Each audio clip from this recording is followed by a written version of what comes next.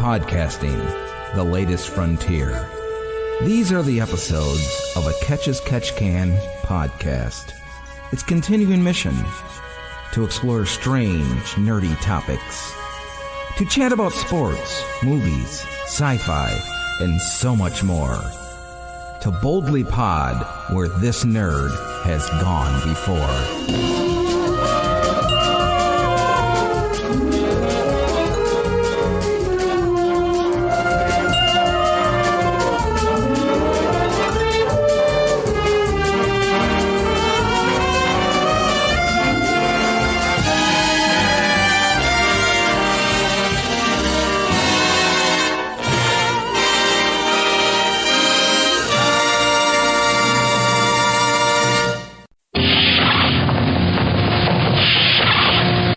Captain's Log, pod date 0804.19.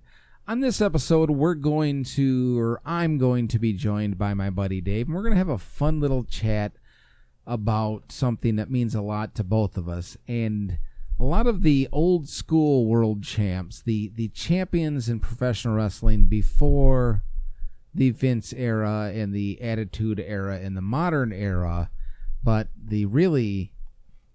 the old school champions, they're all starting to pass on of late, and Dave and I are going to have a discussion about what they meant to the sport and business in general. We're also going to have a quick little sports discussion about team nicknames and logos. We're going to answer this week's BOOdly Pod question.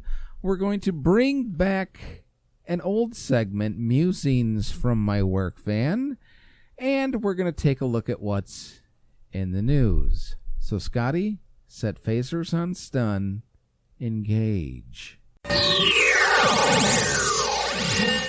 So I'm joined by Dave, who's a frequent contributor to this podcast, and I'm going to just sort of hand the reins over to him because this topic is his baby. And I will play off of him. So, Dave, take it away. Good morning, everybody. I am your host, Dave, here on the Dynamite Dave's podcast. Today, we're going to be talking about some old school championship wrestlers. I have a special guest today, Dan, who's an expert on old school. He's more George Hackenschmidt, Lou Thesz, but we're not going to go back that far this morning. But join us this morning here on Dynamite Days podcast. Ladies and gentlemen, here it is, the most listened to radio show on the planet. It's me, it's DDP. Okay, Dan. We got to thinking because we just recently lost Harley Race the other day, and we got to thinking we're kind of losing that generation of world champions. Harley, Vern, Bruno, Nick, even Pedro recently. Do you have any memories of these guys? I have lesser physical memories of being a little kid watching them, more of a YouTube memory. That's kind of how I am. It's, especially with me being younger. I respect all these guys, but it got me thinking that these guys were the last generation of champions before we got to Hogan, Dusty, Nature Boy, the generation that we got up of. And the Vince era is what I call it. What's that? The Vince era is what I call that. Yep. Even Nature Boy, even when he was NWA, he was still still that newer generation, flashier. Right. He wasn't Jack Briscoe. And that's another, I was looking at this list.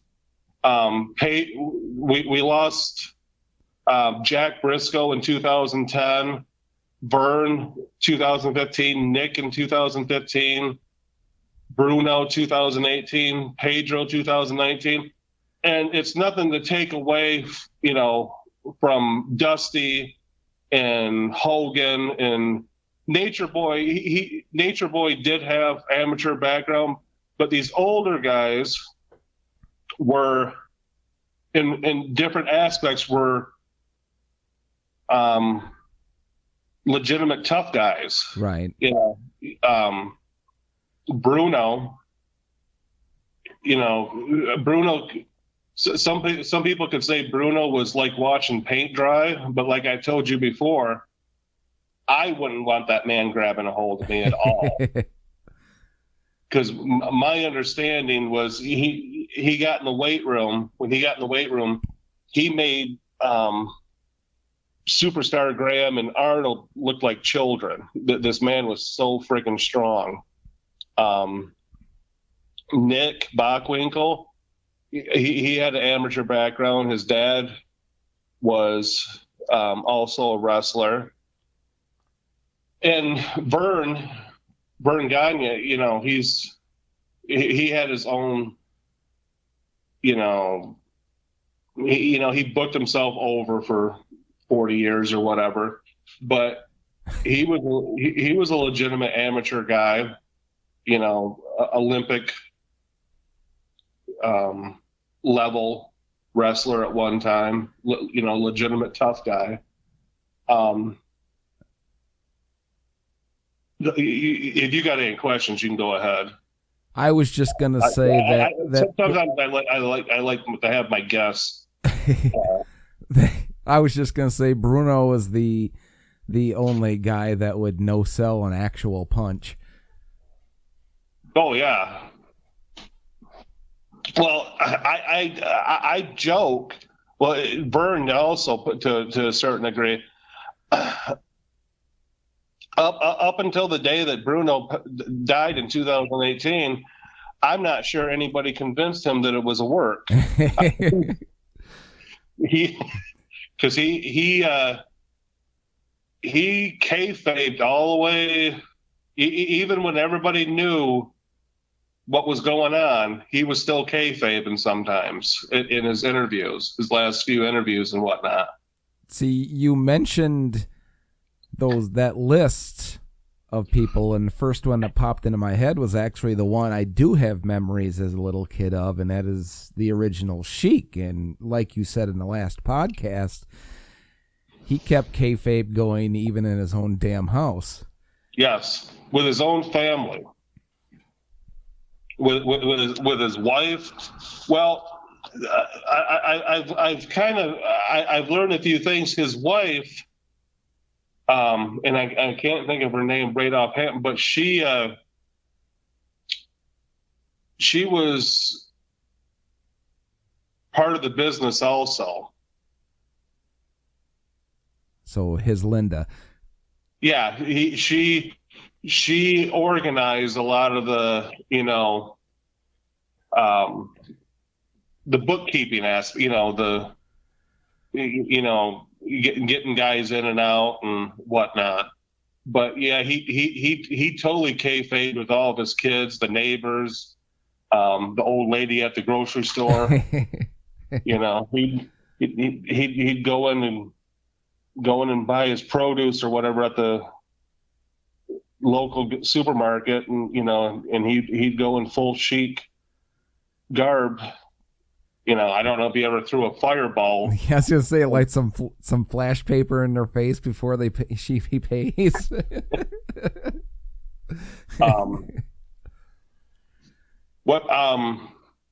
Harley, who we just recently lost, I also got to thinking about this. We're talking about all that generation of the 60s and 70s world champions. And I got to thinking, they're all part of that generation, but out of them, Harley kind of passed the torch to the new generation. Right. He put Nature Boy over for good, and got Nature. By that time it was Nature's second or third reign, but when it was at Starrcade '83, when it was finally Nature's time, that was it. I actually remember Flair in an interview or on Legends or something saying that Harley had to drive through like a snowstorm or something to get there for that. Yeah. And Yes. when he finally got into the locker room, he looked at Flair and said, "I'm here for you, kid." So there's your sign right there. Yeah. Yeah. Harley, and I mentioned this to you before, and I'm still kind of 50-50 on whether this is a true story about Crockett trying to get Hogan at Starrcade '83.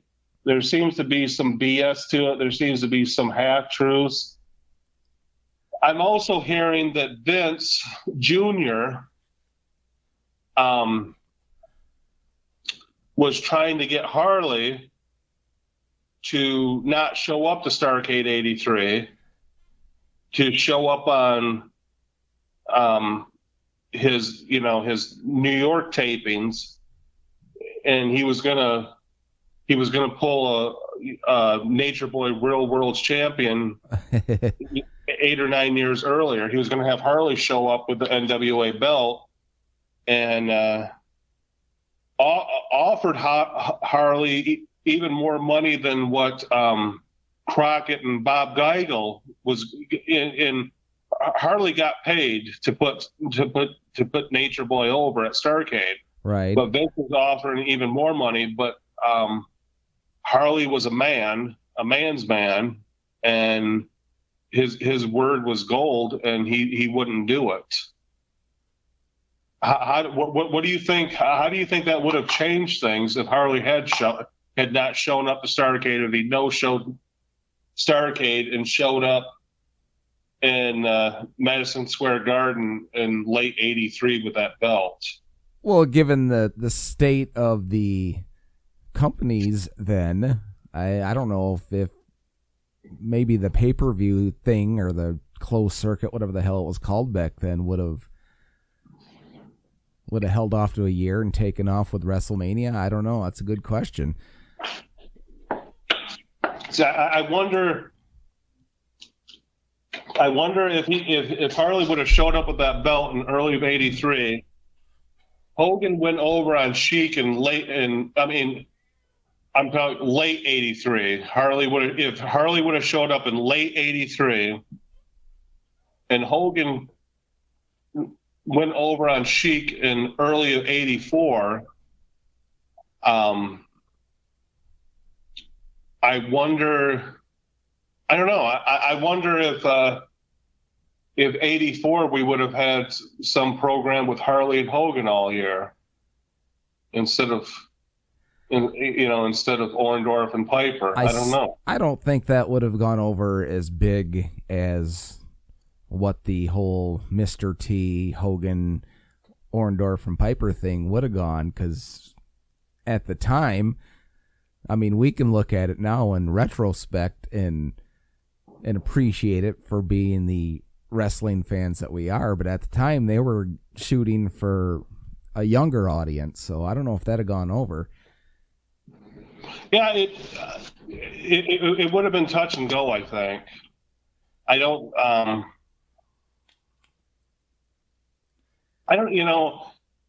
that WWF crowd at the time, when Backlund had it, people were getting sick of Backlund.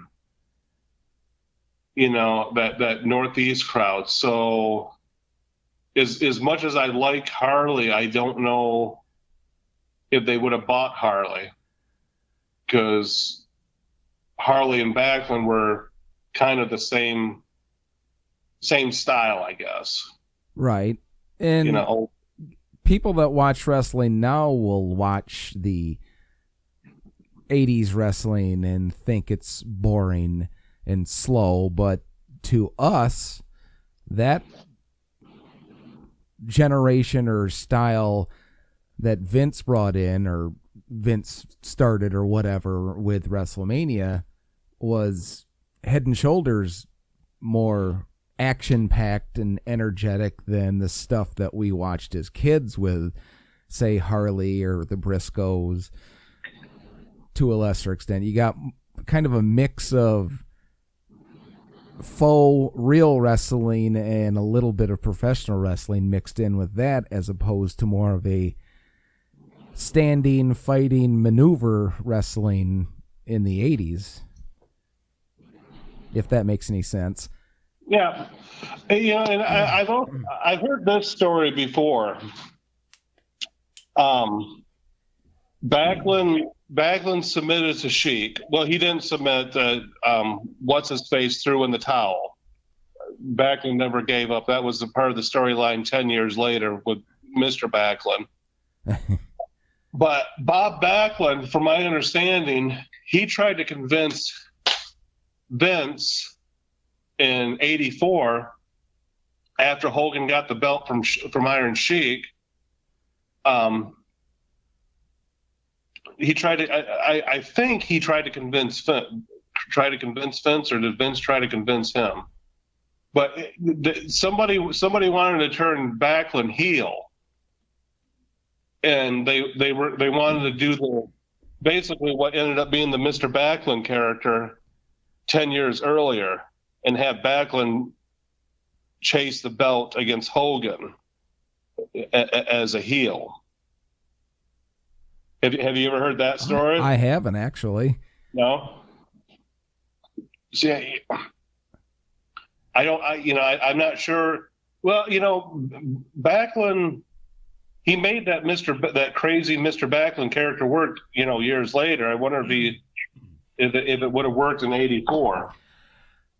I don't know, because 84 being so recent, I don't think he would have altered his wrestling style like he did in the 90s with Mr. Backlund. But I could be wrong. Mm-hmm.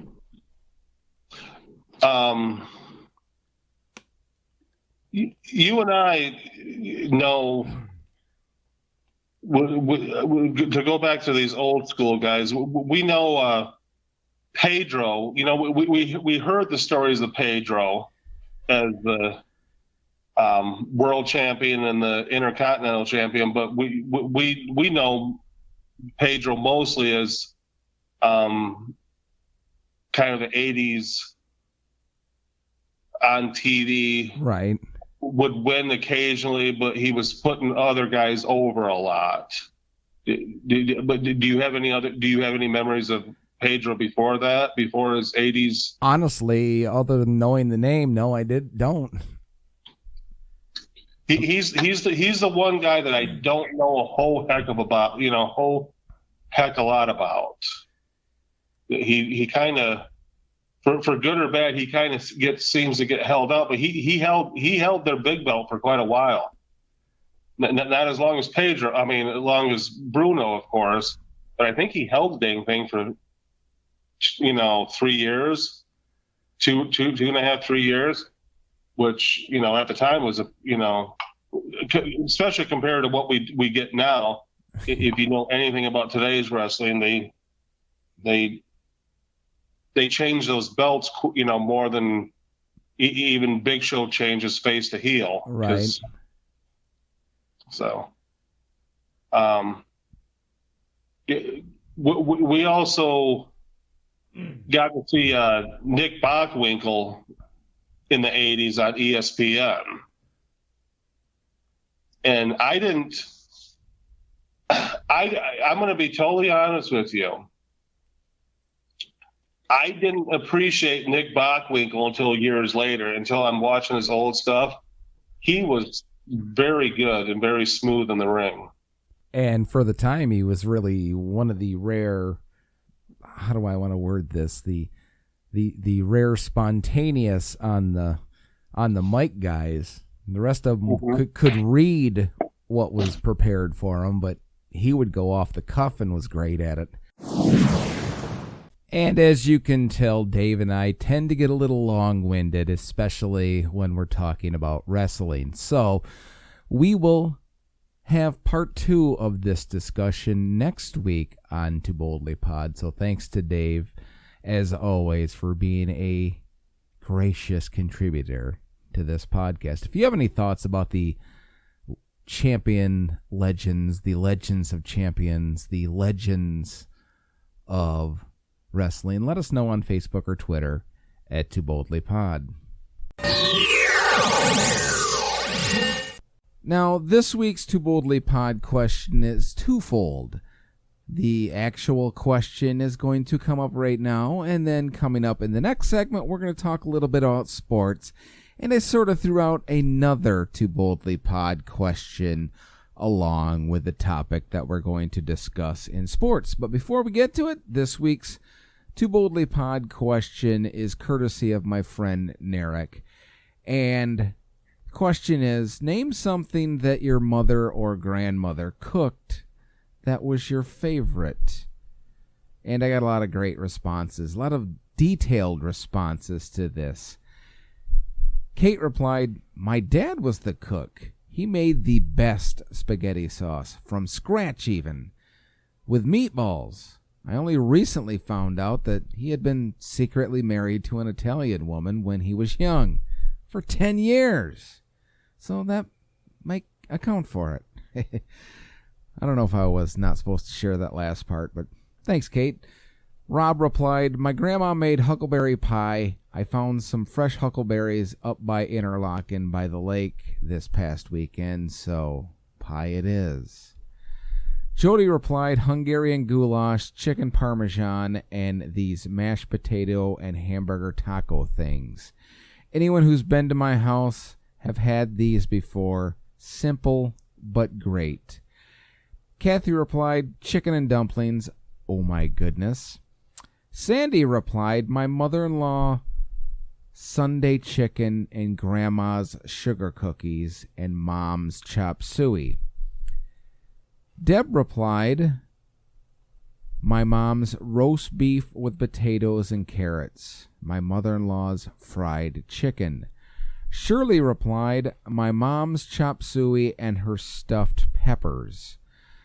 Noted author and damn fine fellow Paul Canellis replied, my mom's lasagna and pizza. Amazing. Have never tasted the same taste anywhere else. Noel replied, key lime pie. Donnie replied, potato soup. Dennis replied, my mom's potato salad. My Aunt Karen replied, Pete's glorified rice. And Pete was my grandmother. And I had to ask my mother, what exactly was the glorified rice? Well, apparently it was some kind of dessert dish with rice and whipped cream and maraschino cherries. Learned to speak English eventually. Sounds interesting. And over on Instagram, we got a few more replies to this question. Janet replied, her mother's chop suey. Chris replied, her mother's stroganoff. And Mr. Whiskas 87, which is my buddy Mark, simply answered, everything she touched. And my answer to that, and since my sister gave her answer about her mother's favorite, she also took my favorite, and that was, of course, my mother's roast beef and potatoes. But when I was a kid, and I don't remember how this even came up, or the genesis of this whole thing, but when I was a kid and my mother would make meatloaf, for whatever reason, either she started telling me this or I started calling it this. I'll have to ask to see if anybody remembers. But I didn't call it roast beef. I called it elephant meat. Why? I don't know. But it was kind of a running gag in the family for a while when I was a little kid, that whenever we had roast beef, we had elephant meat. So if you didn't answer yours and you'd like to share, let me know on Facebook or Twitter at BOOdly Pod. Now, one thing that is fairly constant in sports is things generally always change. Now, teams will, doesn't quite happen as much with moving cities, but they do on occasion move. A franchise will move from city to city or state to state or however. It seems to happen in kind of spurts. So right now we're in sort of this hot spot, if you will, of teams moving. And they also change colors, they change logos, they change coaching schemes, they change coaches, they change GMs, they change players. So one thing that is constant with change in sports is there is change. So one thing that you really don't get a ton of, you get changes in logo and color, like I stated, but you don't really get changes in their nickname. And the Clippers owner, the Los Angeles Clippers owner, has commented that he is open and considering changing the name of the Los Angeles Clippers to something else. Now, it has happened. It has happened before. I mean, the Dallas Stars were, that's a weaker representation of it, but they were the Minnesota North Stars, and when they moved to Dallas, they just dropped the North part. And other teams have changed. The Washington Wizards used to be the Washington Bullets, and so on down the line. There's been a few changes, but it doesn't happen very often. So I just thought this was kind of an odd thing to do with a franchise, and I realize his outline reasoning behind it. I mean, the Clippers started off in San Diego, and they have the name the Clippers because there's a big boating and sailing and shipping population in and around San Diego, hence the name the San Diego Clippers. And then they moved to LA, and it's not quite as buoyant, to use a phrase, but the Clipper name stayed. But in defense of that, in defense of keeping the name, I give you Exhibit A, and that is the Los Angeles Lakers. Now, some of you may not realize it, but the Los Angeles Lakers moved to Los Angeles from Minneapolis, where the name the Minneapolis Lakers started. And that's a logical name for Minneapolis, with, land of 10,000 lakes. Isn't exactly 10,000 lakes in Los Angeles, but they kept the name, and it's sort of become iconic. And I'm not saying the Clippers is an iconic name. It's just sometimes you gotta stick with what you got. So that being said, I don't really have a fight in this, dog. If they change it, good. If they don't, whatever. Be interesting to see what they'd come up with, though. So with that being said, I sort of asked a part 2 of this week's BOOdly Pod, as we discussed earlier. And part 2 of the question was pertaining to this topic. In all of sports, who has the best nickname / logo? And I originally was going to keep this to just the 4 major sports, but people kind of took it on their own because you get a lot of the creative minor league team sports. And my friend Narek replied the Biscuits baseball. Kate replied the Minnesota Wild, which is a very interesting one.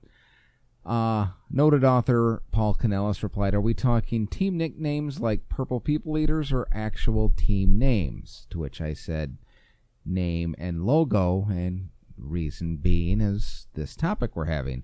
And he didn't reply, so he must still be working on it. Then Kate brought up a good point. She said, next, let's do ugliest uniform. So I think I'm going to put that in the back burner for a later topic, which I think will be really, really fun. Mark replied, the coolest ever, the Milwaukee Braves, which that is a pretty cool logo, the old logo with the baseball mitt spelling MB with a baseball in the middle of it. And did you know the baseball mitt spelled MB? A lot of people didn't. Dave replied, the Fighting Irish, which I am not surprised by that. And then Mark followed it up with, followed closely by the winged wheel of your Detroit Red Wings.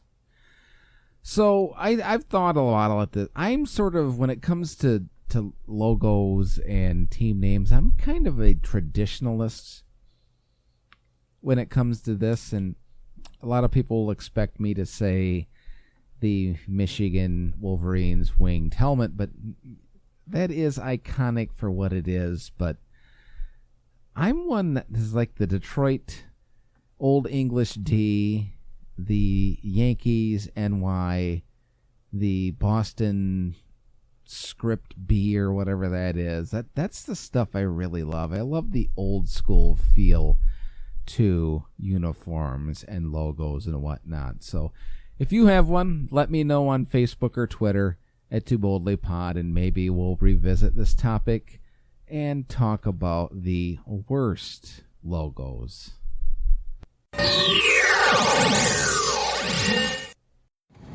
Now it's time for another arousing edition of Musings from my work van. Now, we haven't done one of these in quite a while, but this isn't even in my work van. This is Musings from post-work. Musings from the grocery store. Musings from the checkout aisle. And I'm not going to be sexist here, so I'm not going to call this lady a bitch. So we'll just call her an asshole. But I have not seen nor experienced a bigger asshole in my entire life, and I've been to the market a lot, than I did just now. All over 20 cents. All explained to her that she was incorrect, and all was not being accepted by her. So here's the deal. She was ringing her stuff up, an entire cart full of stuff, and self-checkout, of course. She had an entire cart, and she's going through self-checkout. Now, I'm not going to sit here and debate with people about the merits of self-checkouts, because I use them all the time. They are very convenient for people like me who don't generally buy a whole bunch of stuff each time they go to the market. So, I go to self-checkout. Saves the people that are buying an entire week's worth of groceries a little bit of time by me not standing in their way. That being said, this lady rings all her stuff up, calls the kid over, argues with him that something didn't give her her 20-cent discount. He scrolled through, showed her that it gave her her discount. She didn't accept that. They brought a manager over. This manager came over and scanned down and showed her that it gave her her 20 cents. She didn't accept that. Meanwhile, the rest of us in self-checkout are patiently waiting for the kid to come over and assist us with our various things, whether it be age verification for alcohol, a bottle return slip, a coupon, anything. But no. But wait, there's more. So after the manager showed her and she didn't accept it, they brought the store manager over. And she scrolled through and showed this lady that it gave her her 20-cent credit. At this point, they released the kid, and he helped me, and I thanked him, told him to have a good day, because I really felt bad for him, because this lady was an asshole. And I paid for my stuff, and I left, and she was still standing there, arguing with them about 20 cents that 3 people showed her that she got credit for. That being said, what the hell is wrong with mankind?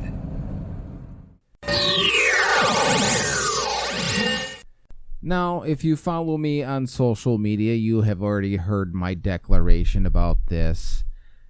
So bear with me as I tell those out there that don't follow me on social media. But as you know, if you're a regular listener to this podcast, I sort of have a fascination with the paranormal.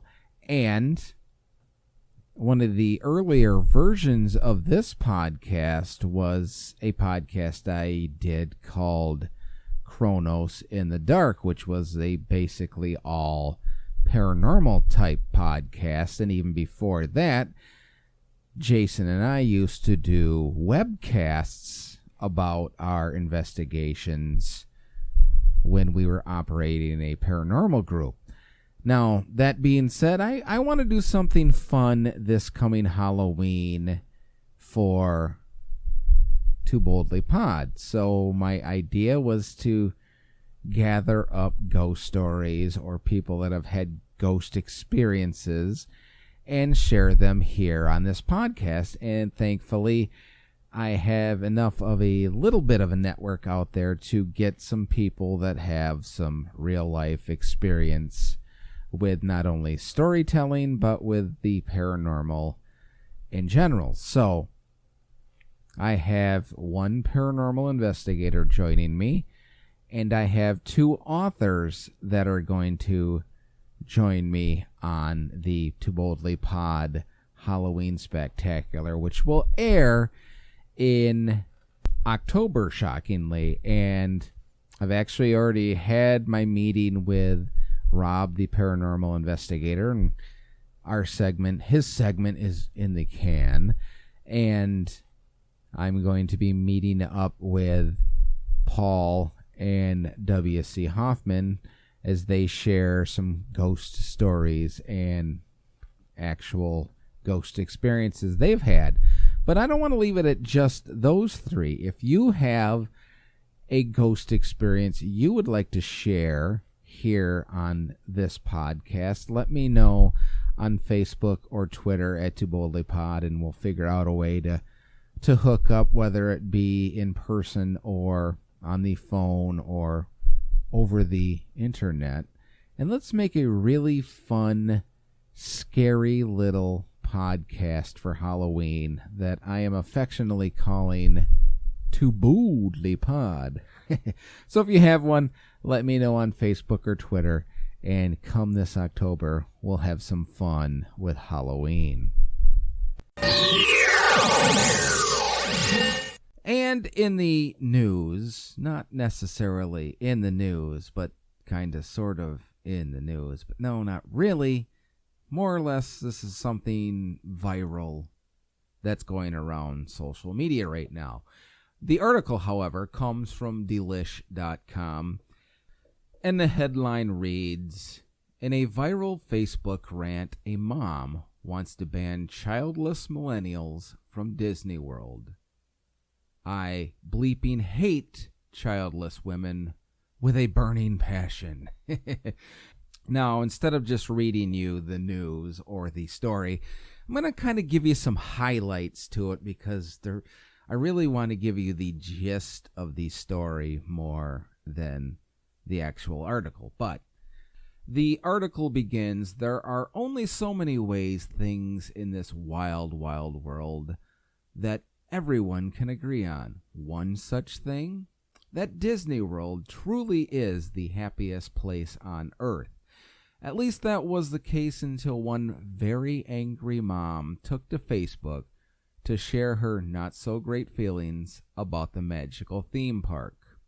More specifically, she went on an epic rant about the childless couples and immature millennials who need to be banned from Disney World." Now, this woman posted her rant on Facebook, and before she could come to her senses, I suppose, and delete it, much like other times when people tried to delete things, was screenshot and shared all over social media, specifically Twitter, and that's where it went viral. So the woman's name rightfully is, well, maybe not rightfully, but is blacked out, so we don't know who the actual woman is, but I'm just going to read you her post. And there is some language in it, so I will tread lightly on such words. It pisses me off to no end, and, before I continue, she obviously angry because along with the swearing, there is a lot of all caps, cap-locked sentences and words with dozens of exclamation points. It pisses me off to no end when I see childless couples without at Disney World. And about 15 angry emojis. DW is a family amusement park, yet these immature millennials throw away their money on useless crap. They have no idea the joy and happiness it is to mothers who buy their babies treats and toys. They will never experience the exhaustion that is to chase a 3-year-old around and getting stares at assuming I'm a bad mother.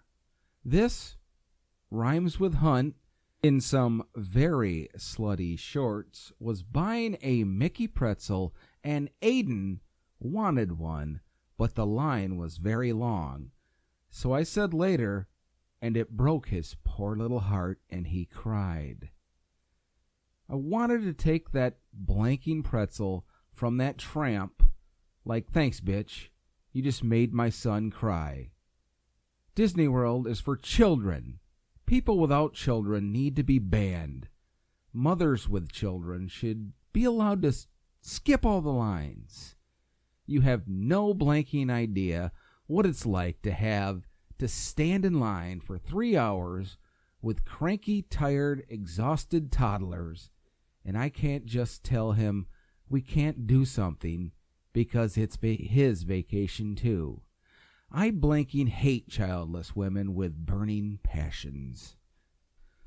Now that is, without a doubt, the quintessential poster child, if you will, if you pardon the pun, of an exemplary mother. Because, yeah, right. We're glad the entire world revolves around you and your spoiled little brat. So, really, the only thing I have left to say is, the hell is wrong with mankind?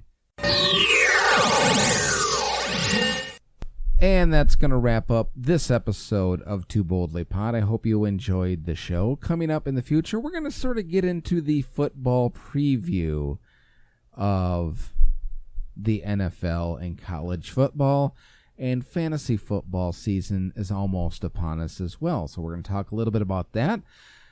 If you are somebody that has a ghost story or a ghost experience that you'd like to share and include on our Too Boldly Pod episode coming up in October, let me know on Facebook or Twitter at Too Boldly Pod, and I will get back with you and we'll figure out a way for you to make this show a really fun and scary adventure. And as usual, I don't have a closer for this show, so I'll simply say this. Thank you all for listening. We're all stories in the end. Just make it a good one, eh? I'll talk to all of you next time.